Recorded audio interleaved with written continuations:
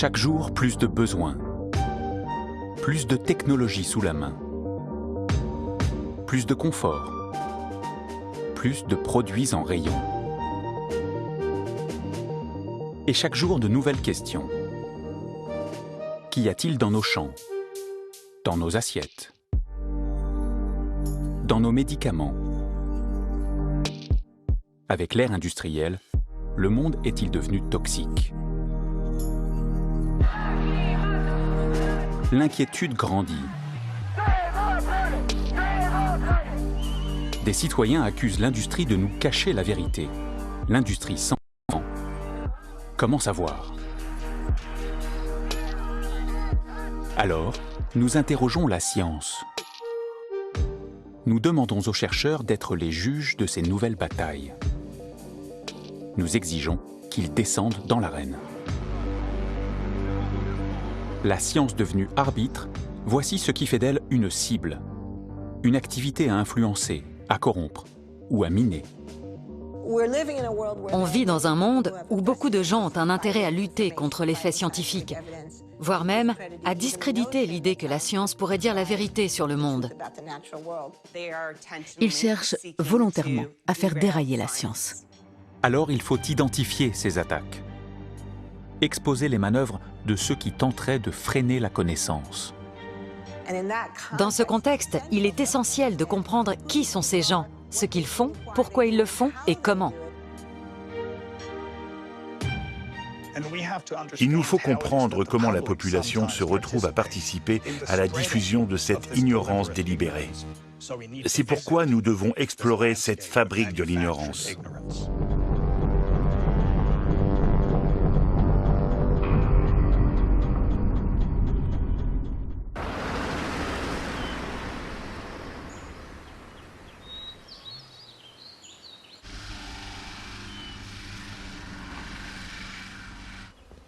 Dans le nord de la Grèce, comme dans la plupart des pays développés, une hécatombe frappe les colonies d'abeilles. C'est un fait connu depuis les années 90 et un cas d'école pour entamer l'exploration de cette fabrique de l'ignorance.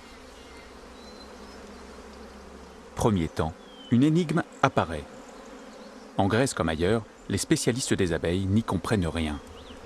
Oui, c'était un mystère. Pour quelles raisons, soudain, y avait-il autant de pertes? Les journaux télévisés montrent partout des apiculteurs aux abois.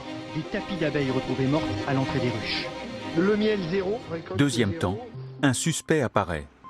Une nouvelle génération d'insecticides dans les champs. Le dernier né de l'industrie agrochimique à cette époque. Every Syngenta formulation is the result of years of careful investigation and thorough research by our scientists. Dès lors que ces nouveaux produits sont arrivés dans les cultures, les abeilles ont commencé à disparaître en masse. C'est pour ça que très vite, les soupçons se sont tournés de ce côté. Troisième temps, on demande à la science d'enquêter. Pour cela, Fanny Agina a fait bien des allers-retours entre son rucher et son laboratoire. Avec les apiculteurs, nous les scientifiques, nous devions trouver la solution.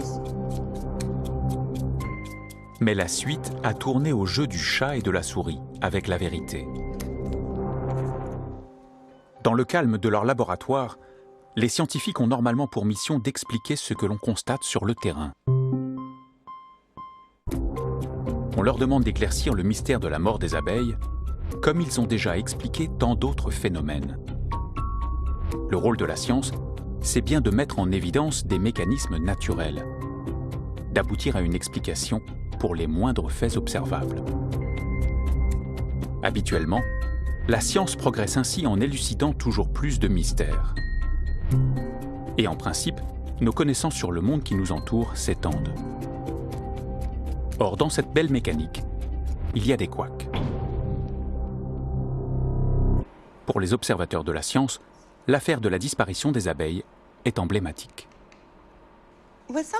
Concernant les abeilles et les pesticides, il aurait fallu être capable d'enquêter, de collecter des données et d'aller là où les faits nous conduisent. L'idée, c'est qu'une fois réunies les preuves de ce qui se passe, on doit dire la vérité, toute la vérité et rien que la vérité, et advienne que pourra. On s'engage, en quelque sorte, à accepter la vérité de ces conclusions. Or, dans le cas des abeilles précisément, l'histoire ne s'est pas passée tout à fait comme ça. Dès le début des années 2000, des rapports d'expertise publique ont démontré l'effet toxique des néonicotinoïdes à très faible dose sur les abeilles. Pourtant, depuis plus de 20 ans, pas de vérité unanimement acceptée. Pas de consensus sur le lien entre ces pesticides et la disparition des abeilles. Pourquoi ce piétinement ?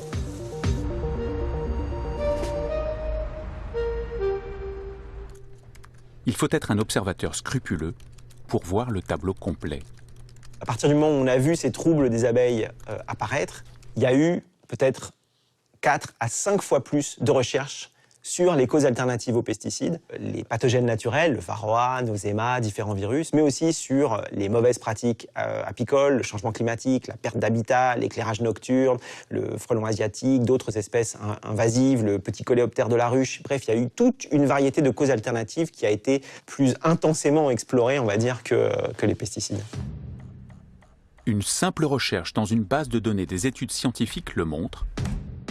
Dès lors que les pesticides étaient suspectés, le nombre des études publiques ou privées qui s'intéressent à d'autres suspects a bondi.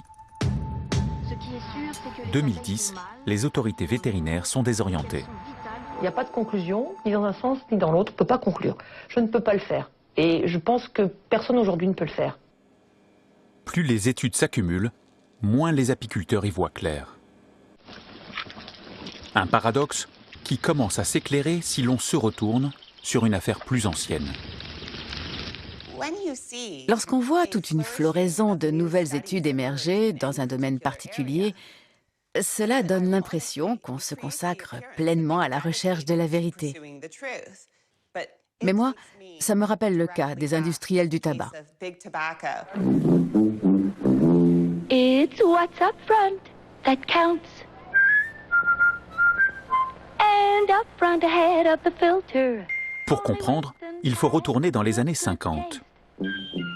C'est l'époque où le tabac est vécu dans la plus grande insouciance.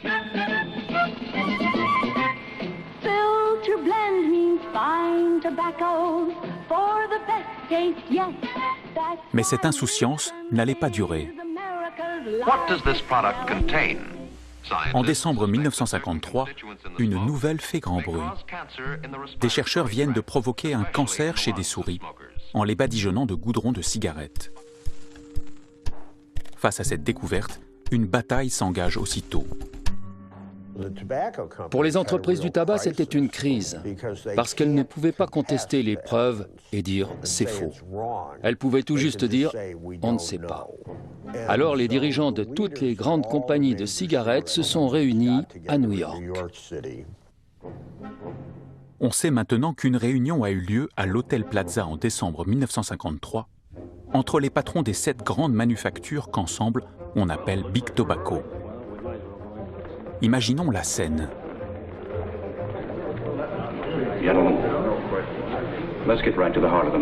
Cette réunion va faire date dans l'histoire de l'ignorance.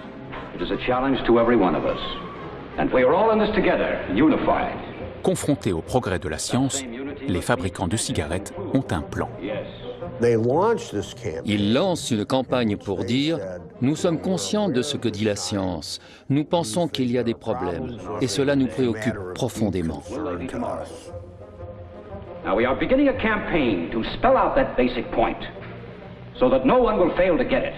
Ils décident de rédiger une déclaration publique.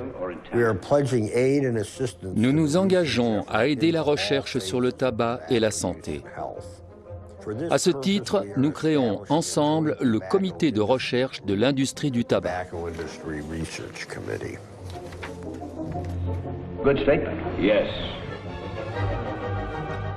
La presse publie la déclaration. L'industrie du tabac se lance dans la recherche scientifique.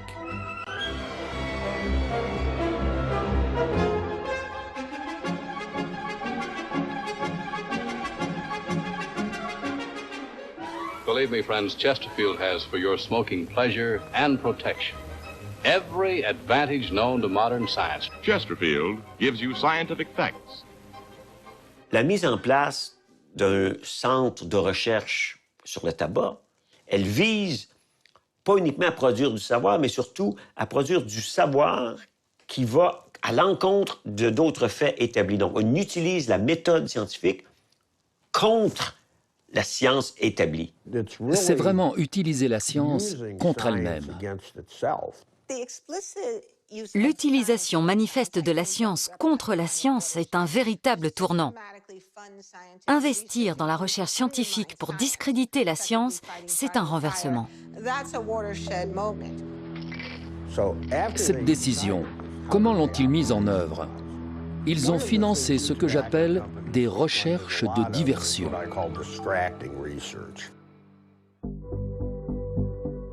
Les laboratoires soutenus par les cigarettiers définissent des projets de recherche, les projets spéciaux, SP. Tout l'arsenal de la science de diversion. On recherche par exemple le cancer du poumon chez les non-fumeurs. On cherche son rapport avec le lieu de résidence, avec les conditions de travail, avec les habitudes personnelles. On cherche sur des lapins si le cancer du poumon peut s'expliquer par des toxines ou des virus. Big Tobacco finance ainsi généreusement des centaines de recherches. Certains projets sont de fait très utiles, comme la recherche de précurseurs des maladies cardiovasculaires. D'autres recherches sont parfaitement loufoques. Le jaune d'œuf ou le jus de tomate sur la peau favorise-t-il des tumeurs? Quelle est la relation entre le cancer du poumon et la calvitie? Ou bien entre ce même cancer et le mois de naissance? Si vous êtes né en mars, dit une étude, vous courez plus de risques. Il faut dire qu'il y a plein de causes à tout. On ne peut pas établir la cause. Le but, c'est de dire qu'on ne peut pas établir la cause. C'est de semer de l'ignorance en noyant le poisson dans une multiplication de données. Une stratégie redoutable, car le cancer du poumon peut sans doute s'expliquer par une combinaison de facteurs. Recenser les différents facteurs de risque est normal en science. Multiplier les pistes de recherche paraît tout à fait légitime. Mais cela peut être aussi bien pratique pour qui veut semer la confusion.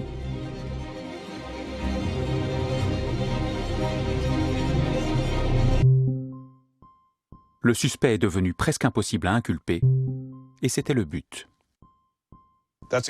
Cette stratégie est parfaitement assimilée. Elle a servi de modèle à presque tous les dénis scientifiques qui ont suivi. C'est l'histoire du tabac, et c'est la même histoire pour les pluies acides, pour le trou de la couche d'ozone, pour les pesticides, le changement climatique, les néonicotinoïdes, le bisphénol A, la pilule contraceptive. On a vu cette stratégie à l'œuvre encore et encore. Il s'agit de gagner du temps. Et c'est malheureusement une stratégie gagnante. Pour le tabac, ça fait 70 ans que ça dure. Dans le cas de la mortalité des abeilles, le progrès des connaissances, là aussi, a été délibérément freiné. Je crois qu'avec tout ce qui s'est passé, nous avons accumulé un retard de 20 à 30 ans. Alors ce dont on parle, c'est de décennies de désinformation et de retard.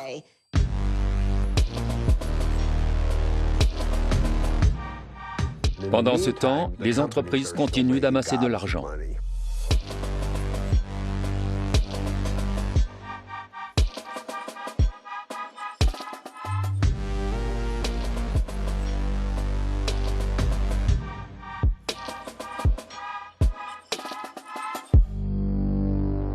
Quand un mensonge scientifique est patiemment construit durant des décennies, où peuvent apparaître les premières fissures?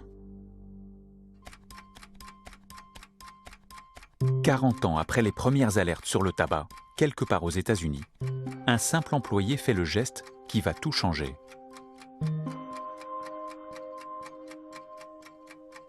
La boîte qu'il expédie finit par arriver en Californie, à l'université de San Francisco. Ce jour-là, une surprise attend le professeur Glantz. Le 12 mai 1994, un carton plein de documents a atterri sur mon bureau, de sources anonymes. Il s'agissait de documents internes provenant des plus hautes sphères de l'industrie du tabac.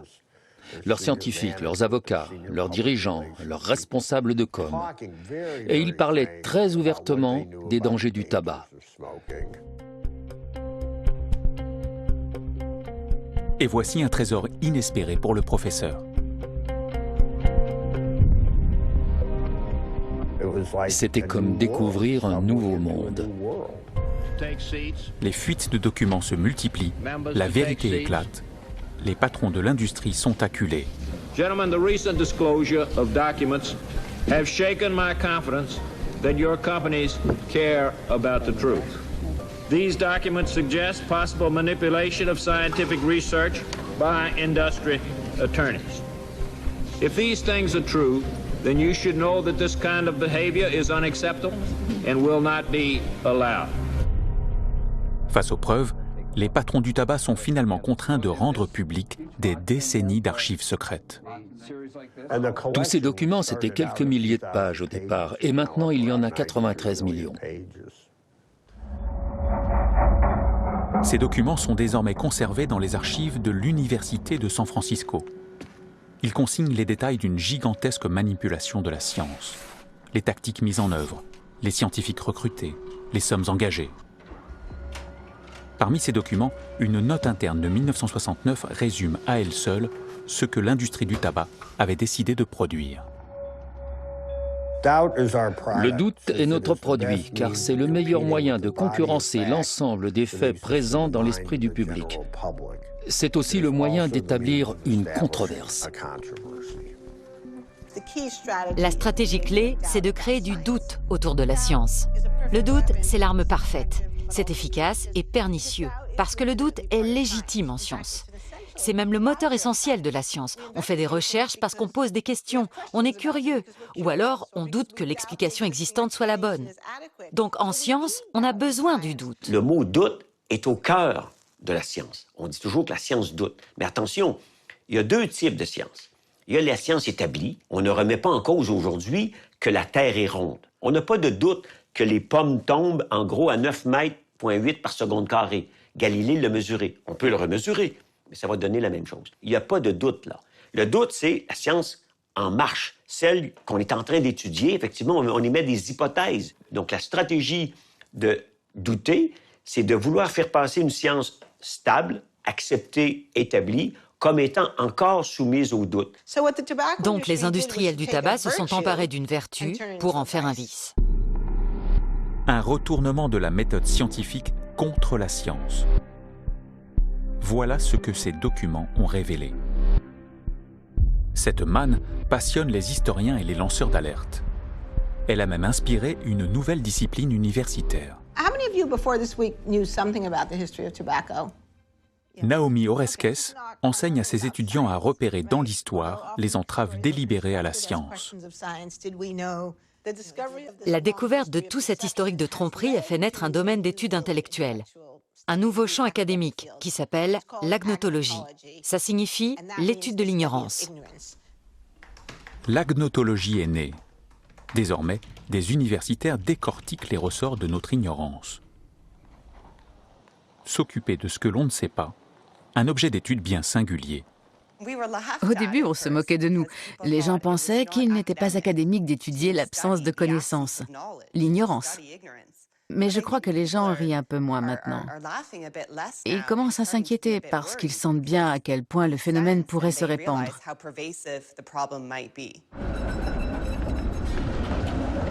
Qu'est-ce qui nous empêche de savoir? Cette question grandit et elle amène les spécialistes de l'ignorance à sortir de leurs universités et à prendre parole publiquement. But over the course of this talk, I'll introduce different ways of thinking about ignorance, and particularly this phrase, strategic ignorance. We're going to ask you to think about examples in your own life of strategic ignorance. On a au fond l'émergence d'un nouveau concept de l'ignorance. Jusque-là, l'ignorance, c'est simplement ce qu'on ne connaît pas et qu'on va peut-être connaître un jour par des recherches. Maintenant, on s'aperçoit que non, on peut produire activement de l'ignorance. Et nous voici invités à chercher ce qui fait obstacle à notre savoir, ce qui enraye les progrès de la science, volontairement ou non, et parfois même ce que nous préférons ignorer. Démêler tout cela n'est pas une mince affaire. C'est pourquoi l'étude de l'ignorance ou l'agnotologie avance avec méthode. Et c'est un domaine fascinant à la croisée de la psychologie, la sociologie, l'histoire, les sciences politiques, les sciences cognitives, l'informatique, la science des réseaux. Ces disciplines peuvent nous aider à comprendre comment l'ignorance est produite et comment on peut s'en protéger. Cette prise de conscience n'en est qu'à ses débuts. Et c'est une course qui s'engage, car la production d'ignorance stratégique ne cesse jamais de se perfectionner.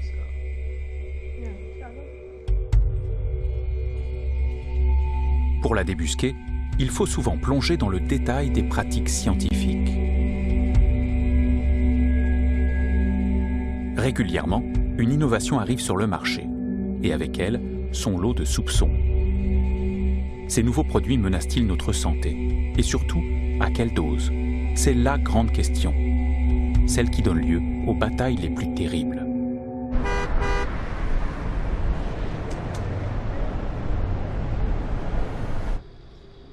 L'une de ces batailles est née dans ce laboratoire un jour de 1989.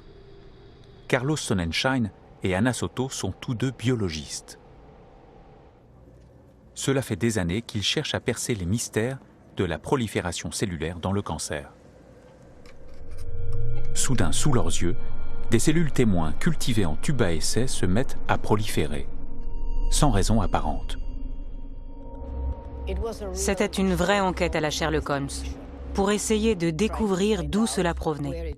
Parce que la première chose à faire, c'était d'identifier l'origine. Ils passent en revue chacun des instruments du laboratoire. 4 mois de suspense. Et enfin, ils tiennent le coupable. Les tubes de la centrifugeuse. Ils sont faits d'une matière qui devrait être inerte, mais qui ne l'est pas. Ce plastique contient et disperse une substance qui agit comme une hormone, l'œstrogène. Carlos et moi étions très perturbés par cette découverte. Pour nous, c'était un vrai souci. Si l'on trouve ici une telle substance, où y en a-t-il ailleurs? Dans les jouets? Les bouteilles? Les contenants alimentaires? Dans tous les plastiques qui finissent dans l'environnement? Et cela affecte-t-il notre organisme? Toute la question, c'est d'établir les doses auxquelles le public peut être exposé sans risque majeur pour sa santé. Et cette question-là, c'est vraiment la mère de toutes les batailles. L'effet d'un produit X sur la santé, c'est ce qu'étudie la toxicologie. La règle admise depuis des siècles est simple et semble de bon sens. L'effet est proportionnel à la quantité absorbée. C'est vrai pour le sucre, c'est vrai pour le gras, c'est vrai pour n'importe quel produit. C'est la dose qui fait le poison, d'après la règle des toxicologues. Ce qui signifie que sous une certaine dose, rien n'est un poison. Selon cette règle, une matière plastique qui a les caractéristiques d'une hormone et qui finit par exemple dans le bec d'un bébé ne poserait pas forcément de problème.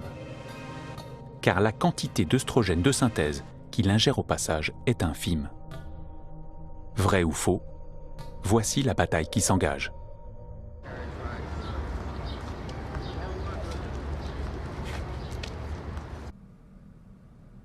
Il y a une expérience que va conduire un chercheur américain à l'université du Missouri qui s'appelle Fred Wamsal et qui va être la première expérience contrôlée sur des animaux de laboratoire pour essayer d'évaluer l'activité d'un plastifiant très banal qui s'appelle le bisphénol A.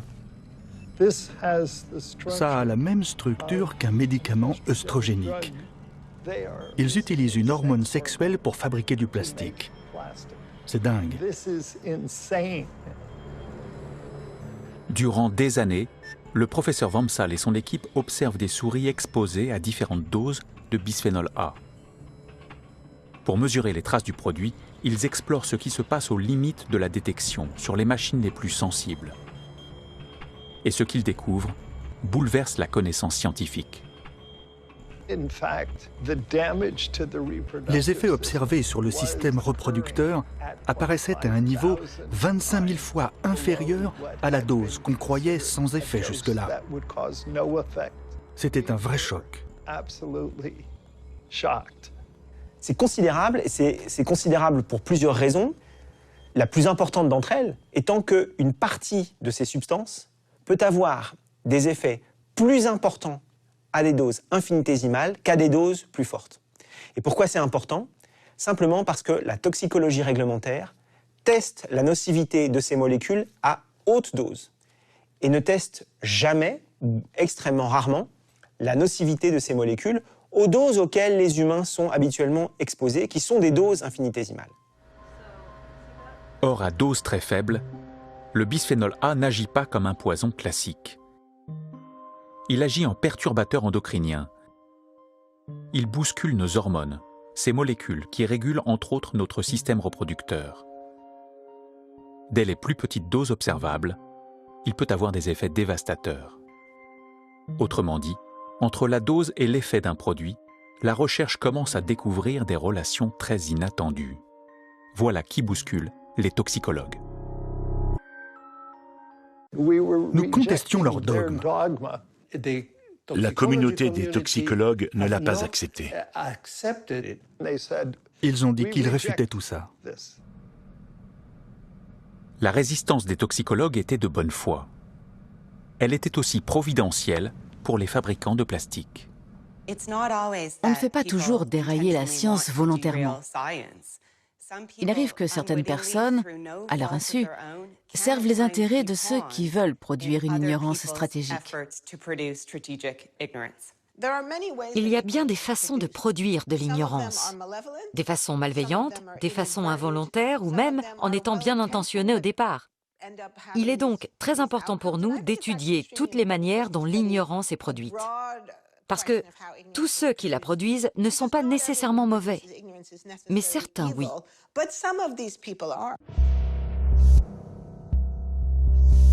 L'industrie du plastique soutient des recherches alternatives, grâce auxquelles, année après année, ces porte-paroles proclameront que les faibles doses sont sans danger.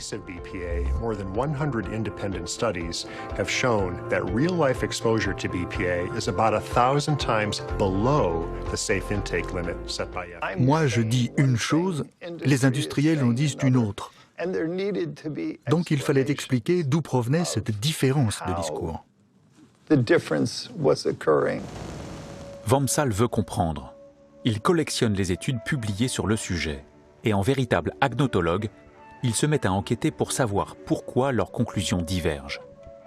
Je n'ai pas beaucoup dormi à cette époque. J'ai bu beaucoup de café. Sa conclusion, 93% des études publiques concluent à un effet du bisphénol A à très faible dose, tandis qu'aucune des études financées par l'industrie n'en trouve. Et enfin, il découvre la raison majeure de ce décalage. Mieux qu'un mensonge, un vrai tour de passe-passe en labo. Ils ont consacré beaucoup de temps et d'efforts pour mettre au point une étude qui montrerait que ce produit chimique est sans effet. Comment s'y prendre? Trouvons d'abord le bon modèle animal. Tout commence dans des catalogues de souris et de rats de laboratoire. On les choisit selon leurs paramètres biologiques. On les commande sur mesure, customisés selon les besoins de l'expérience à mener. Et on se les fait envoyer à son laboratoire. Les industriels utilisaient un animal bien particulier pour essayer de montrer que le bisphénol A n'est pas dangereux. Si vous cherchez à montrer que le bisphénol A n'est pas une molécule œstrogénique, alors vous sélectionnez un rat chez qui le bisphénol A ne se transforme pas en œstrogène.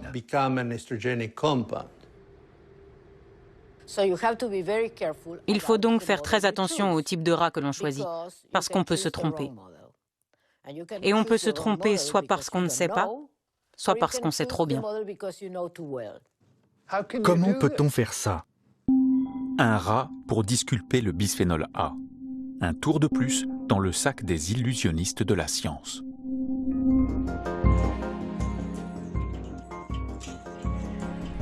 Ainsi, les offensives les plus insidieuses se cachent dans le détail.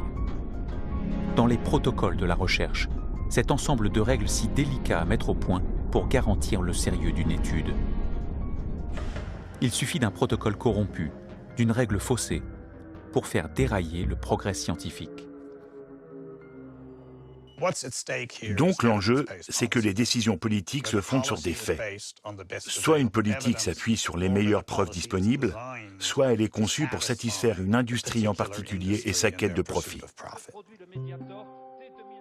Les fabricants d'ignorance ont une cible. Les assemblées démocratiques, les parlements qui interdiront ou autoriseront un produit suspect. Nous allons passer au vote de cette proposition de loi. Dès que l'on cesse de fonder les politiques sur des faits, on renonce à la démocratie. Il peut être en verre ou en plastique, mais désormais le biberon, c'est sans bisphénol A. Ce jour-là, le Parlement français a interdit les biberons incriminés. Mais l'interdiction ne concerne qu'un seul perturbateur endocrinien, présent dans un seul article, vendu dans un seul pays. Une victoire au compte-gouttes, 20 ans après les premières alertes. C'est un grave problème de santé publique qui est occulté. Dans la population, on observe une très forte augmentation des troubles du métabolisme, de l'obésité, du diabète, des cancers hormonodépendants, des troubles neurocomportementaux, de l'infertilité.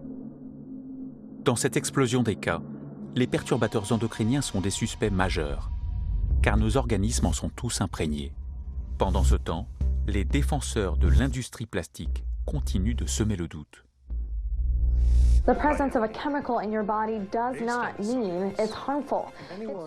De telles affirmations sont relayées sur Internet.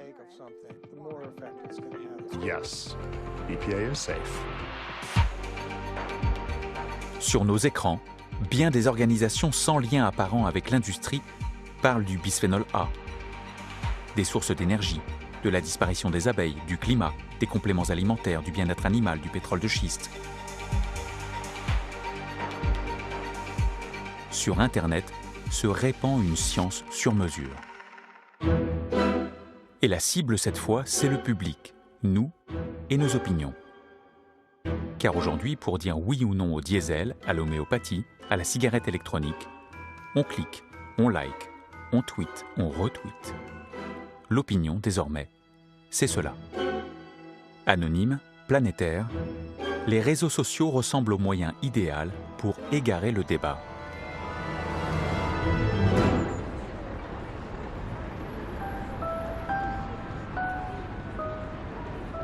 Ici, on scrute cette discussion globale. On peut faire par ratio aussi. Ah oui, j'ai lu le ratio, attends. L'Institut des systèmes complexes héberge des mathématiciens, des informaticiens, des spécialistes des données. Ils ont un super bon ratio. Ils mettent au point des outils pour analyser la conversation permanente sur les réseaux sociaux. Là, c'est bon pour la planète. Là, un tweet de Trump. Alors celui-là... Pendant 3 mois, David Chavalarias et son équipe ont analysé 20 millions de messages qui concernent le climat. Ces messages proviennent tous du réseau Twitter et ils émanent du monde entier. Qui parle à qui? Et comment les climato-sceptiques et leurs adversaires se disputent-ils cet espace virtuel? Les chercheurs ont mis au point un système qui permet de visualiser cette controverse géante. Elle a un rayonnement assez dingue. Hein. Un point, c'est une personne. Un trait entre deux personnes, c'est que l'une a relayé le message de l'autre.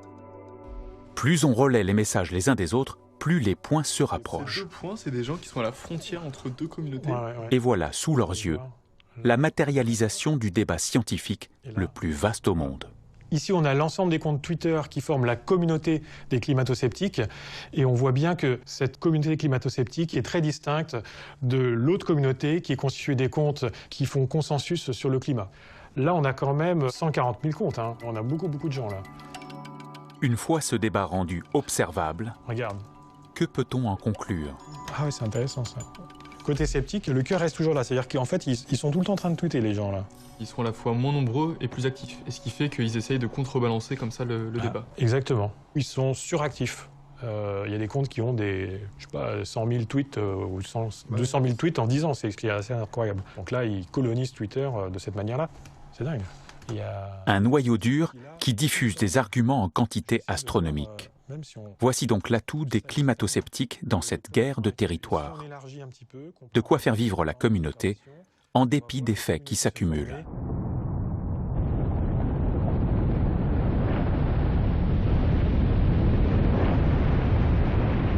Pour la communauté scientifique quasi unanime, le réchauffement climatique est sans équivoque et l'influence de l'homme est claire.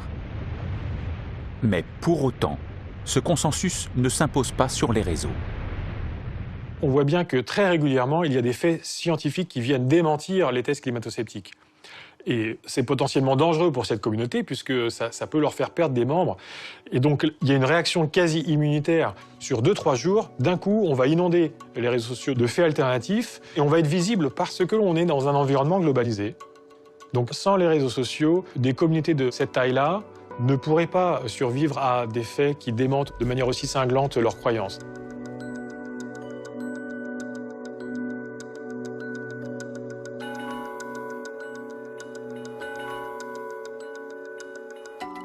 Qui propage ainsi la pensée climato-sceptique? Et pour quelles raisons? Remontons le fil des messages. Prenons par exemple ce compte Twitter nommé Heartland Institute. Qu'y a-t-il derrière ce point?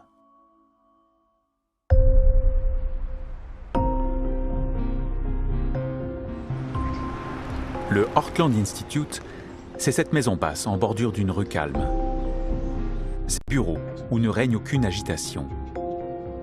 Nous sommes pourtant dans l'un des think tanks les plus réputés au monde. Ici, on produit des tweets, mais aussi des articles, des conférences, des livres. Le Heartland Institute a son expert des questions climatiques et son directeur de la communication. Aucun d'eux n'est scientifique, ce qui n'empêche pas cette organisation de diffuser puissamment une science contraire sur le climat. Les faits scientifiques les plus convaincants montrent qu'il n'y a pas de crise climatique. Il est clair que nous ne sommes pas face à cela.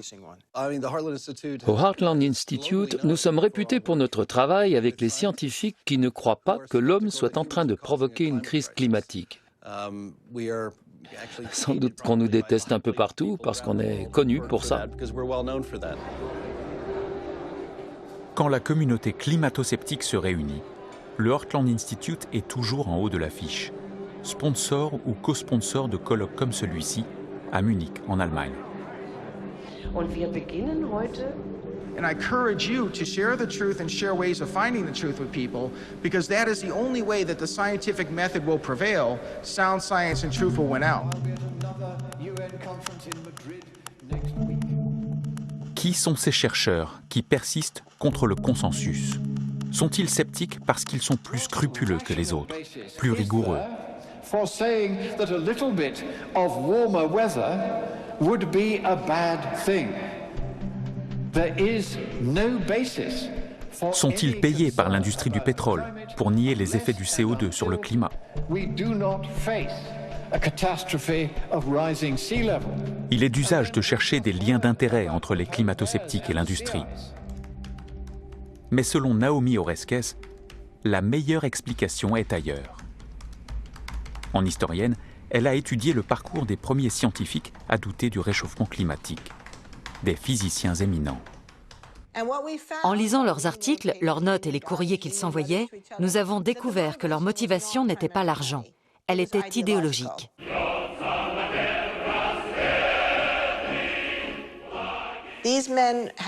Ces hommes ont eu des rôles éminents durant la guerre froide. Ils croyaient profondément et sincèrement à la menace communiste. Entre l'URSS et les États-Unis à cette époque, le terrain de la confrontation, c'est l'espace. America's leadership on Earth demands leadership in space.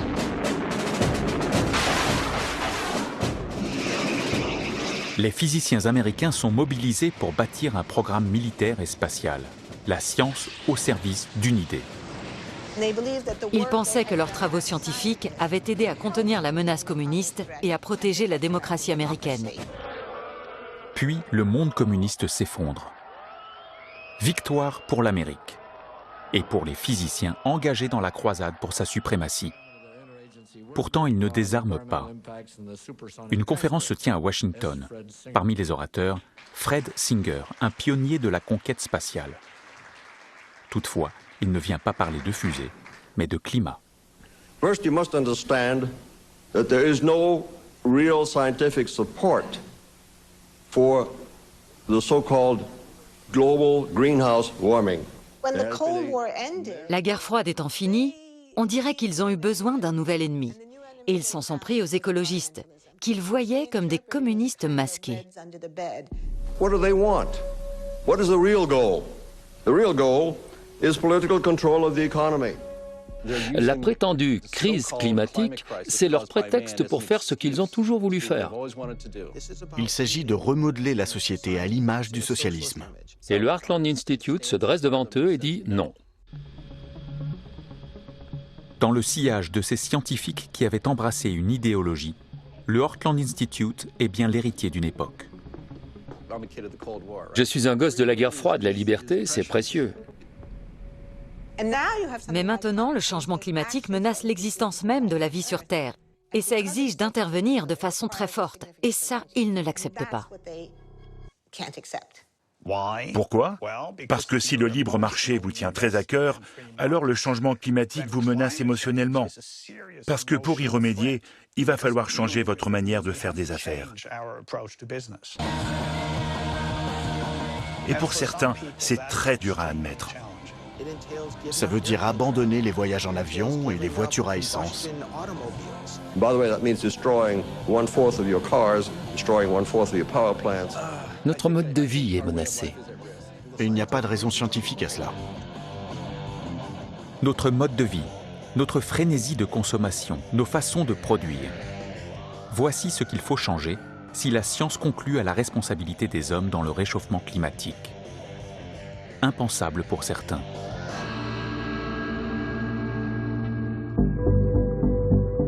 La science, oui, mais pas celle qui menacerait nos convictions ou nos valeurs. Pas si elle nous empêche de vivre heureux et insouciants. Et si parfois nous avions en nous aussi le besoin de ne pas savoir. La psychologie a bien identifié les mécanismes cognitifs individuels par lesquels, à notre insu, nous construisons nos croyances et nous limitons nous-mêmes nos connaissances. Ces biais qui peuvent faire de notre cerveau une petite fabrique d'ignorance.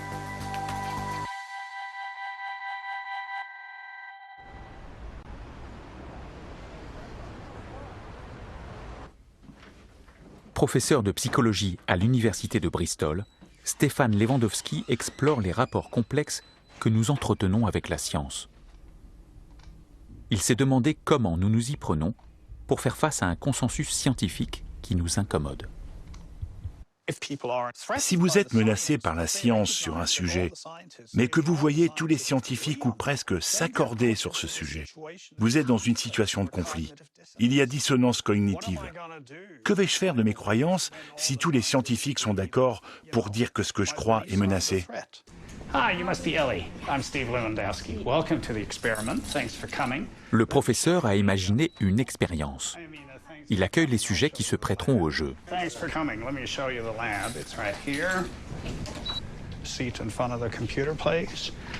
So, what I want you to do is just read through that, then click at the bottom when you're ready to proceed. Chez chacun d'eux, il veut d'abord mesurer l'attitude face à des questions scientifiques, l'orientation politique et le goût pour les théories du complot.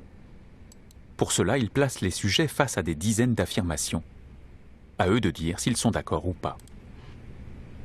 Les faits n'existent plus.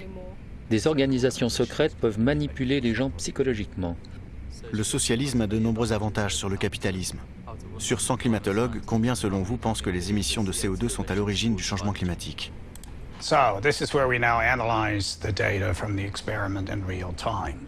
Les résultats font apparaître une corrélation entre leurs convictions politiques, leur appétit plus ou moins prononcé pour les théories du complot et ce qu'ils pensent des questions scientifiques.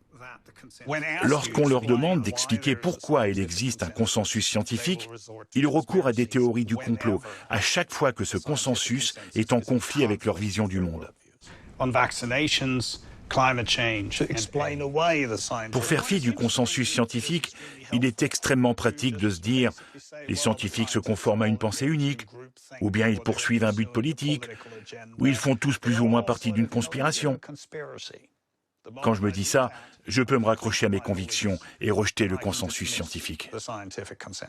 What is really striking here is that for climate change, it matters a great deal because the more conservative people are, the more they think that scientists are conspiring to produce a consensus. Une vérité scientifique menace votre vision du monde. Adoptez une théorie pour dire que les chercheurs sont tous de connivence contre la vérité. What do they want? What is the real goal? They're using the so-called climate crisis as an excuse. Sur de nombreux sujets, le complotisme règne. Et chacun clame sa théorie. The coronavirus, a bioengineered virus, contains nanoparticles that can be activated on a time-phased arrangement by 5G. Le vaccin et les nanoparticules sont donc injectés simultanément dans votre corps. Cette pandémie est quelque chose qui a été organisé. Le crime parfait contre l'humanité. Les rumeurs et les contre-rumeurs se répandent. Les uns dénoncent des complots scientifiques, les autres dénoncent ceux qui dénoncent. Fake news. Share this. I love you. Sur les réseaux, c'est camp contre camp.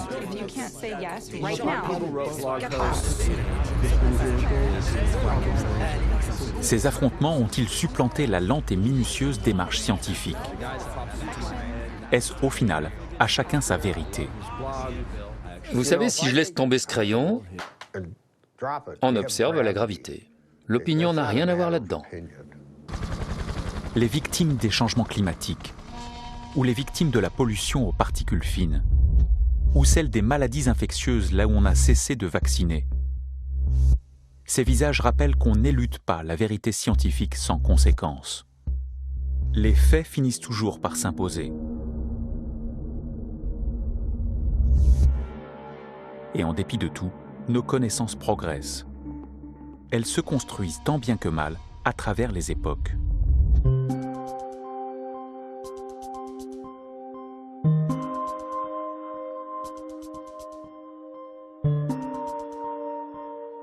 Il y a quelques siècles, il fallait être fou pour affirmer contre tous que non, le Soleil et les étoiles ne tournent pas autour de nous, mais que c'est la Terre qui tourne sur elle-même comme une toupie. Ceux qui ont tenté les premiers de le prouver l'ont payé cher. Les travaux de Copernic ont été proscrits. Galilée a été condamné.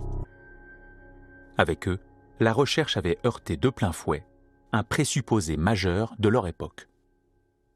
Il ne faut jamais oublier que la science est toujours encastrée dans la société et que donc le contexte social global lui donne toujours une forme de contrainte. Il y a 300 ans, les progrès scientifiques se heurtaient à l'Église. Mais aujourd'hui, c'est le marché qui prend le rôle de l'Église. C'est l'économie qui est devenue l'autorité difficile à contester. Autre temps, autre cadre. Ce qui fait tourner le monde aujourd'hui, c'est l'économie. Quand la loi du marché remplace celle de l'Église, quelles nouvelles contraintes s'exercent sur la science? Ce nouveau face-à-face biaise-t-il la recherche?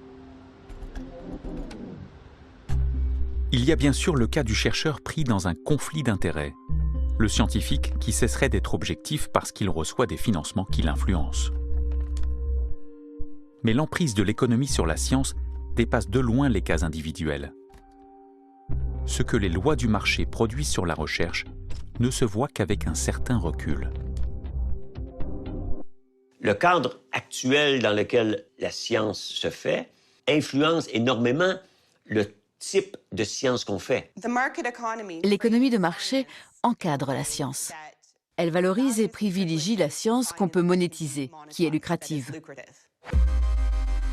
Les chercheurs doivent générer de l'argent et en trouver. Et voici la science transformée en un marché où chacun doit attirer l'attention.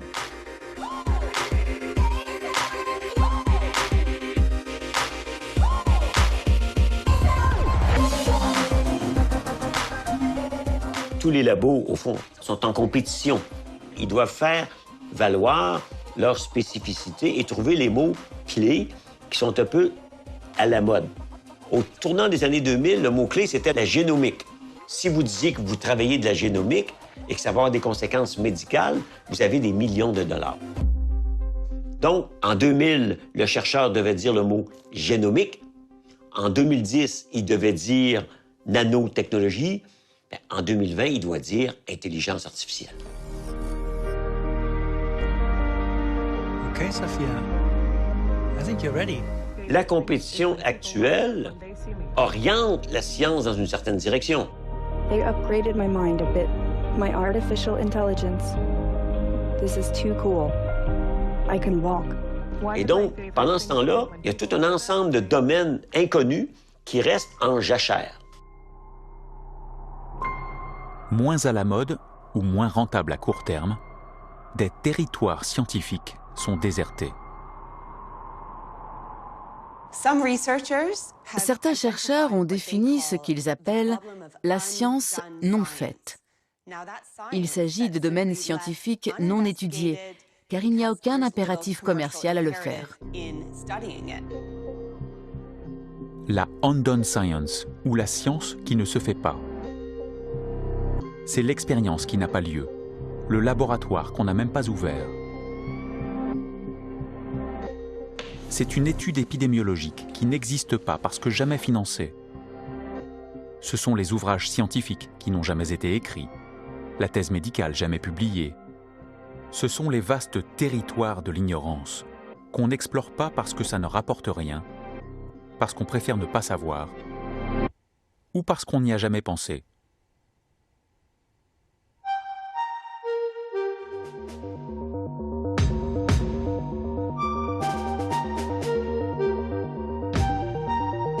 Notre besoin de savoir est sans limite, et notre émerveillement face à la science permanent.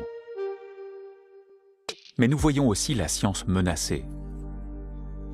Qu'un virus se répande et le déni scientifique se répand avec lui. COVID-19 is not an issue. It's not that lethal. And it's not an issue for many doctors. L'épidémie est finie! Les controverses se multiplient et troublent notre entendement. Aucune étude scientifique n'a montré l'efficacité du masque. Fear, fear, fear. Go and get some Des remèdes miracles apparaissent. and/or Schweppes tonic water. Let me tell you this again: quinine and/or Schweppes tonic water. The coronavirus, you know that, right? Coronavirus. Des convictions biaisées gagnent les esprits. This is their new hoax. Nous voyons à l'œuvre cette fabrique de l'ignorance que les pionniers de l'agnotologie démontent méthodiquement pour nous. Ils sont écoutés dans les universités les plus prestigieuses et désormais dans les forums, les tables rondes, dans les médias. Pour que les scientifiques puissent faire de la recherche de façon... Et de plus en plus, dans les commissions d'enquête et les parlements. Ils sont encore peu nombreux. Mais pour nous, le public, les citoyens, ils sont une nouvelle force sur laquelle compter. Ils élaborent les outils, les méthodes. Ils éclairent les manières de protéger un bien commun, la science et sa méticuleuse progression.